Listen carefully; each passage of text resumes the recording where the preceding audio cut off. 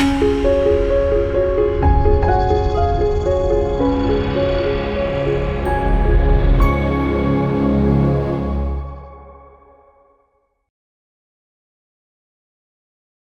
మాత్రం. నేను మీ journalist Navatha. Welcome to R voice. ఇది చైనాలోని జిన్జియాంగ్ ప్రాంతం. ఈ ప్రాంతాన్ని సందర్శించడానికి ఒక పాకిస్తాన్ ట్రావెల్ బ్లాగర్ వెళ్ళాడు. ఆ ట్రావెల్ బ్లాగర్ విడుదల చేసిన వీడియోనే ఇప్పుడు మీరు చూసింది.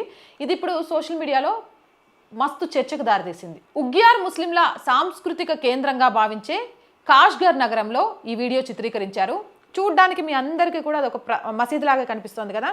బేసిక్గా మసీదులలోకి ముస్లిం మహిళలకు ఎలా ఉండదు, దర్గాలకు వెళ్తారు కానీ మసీదులకు వెళ్ళరు.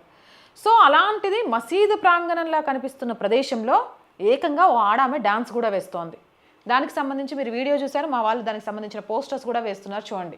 అయితే దీనికి సంబంధించి ఈ బ్లాగర్ వీడియో విడుదల చేశాడు. ఇది ఒక మసీదు లాగా కనిపిస్తుంది కానీ ఇక్కడ నృత్య ప్రదర్శనలు జరుగుతున్నాయి. ఇప్పుడు పాకిస్తాన్, భారతదేశం సహా దక్షిణాసియా దేశాల్లో సోషల్ మీడియా వేదికగా ఈ అంశం చర్చకు కారణమైంది.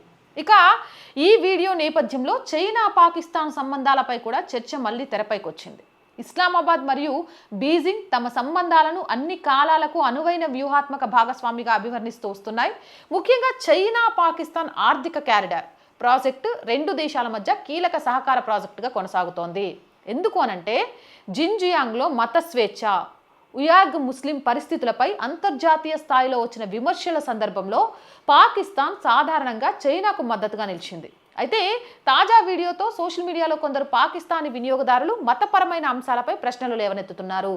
అదేంటి, ఒక మసీదులాగా కనిపించడం ఏంటి, మసీదులో ఒక మహిళ డ్యాన్స్ చేస్తూ అది అందరికీ కనిపించే విధంగా చేయడం ఏంటి, దీన్ని అక్కడ ఎవరు ఎందుకు ప్రశ్నించట్లేదు, ఇస్లాం మతానికి సంబంధించి కొన్ని ఆచార వ్యవహారాలు ఉన్నాయి, వీటిని ఎందుకు పట్టించుకోవట్లేదు, ఇలాంటివి చేస్తూ ఇస్లాం మతాన్ని అవమానిస్తున్నారా అనేది చాలా పెద్ద ఎత్తున ఈరోజు సోషల్ మీడియా వ్యాప్తంగా చర్చకు కారణమైంది. చూడాలి ఇది ఎలా వెళుతుంది, దీని పరిణామం ఎక్కడి దాకా ఉంటుంది అనేది. మీరేమనుకుంటున్నారు, మీ అభిప్రాయం ఏంటి అనేది తెలుసుకోవాలనుకుంటున్నాను.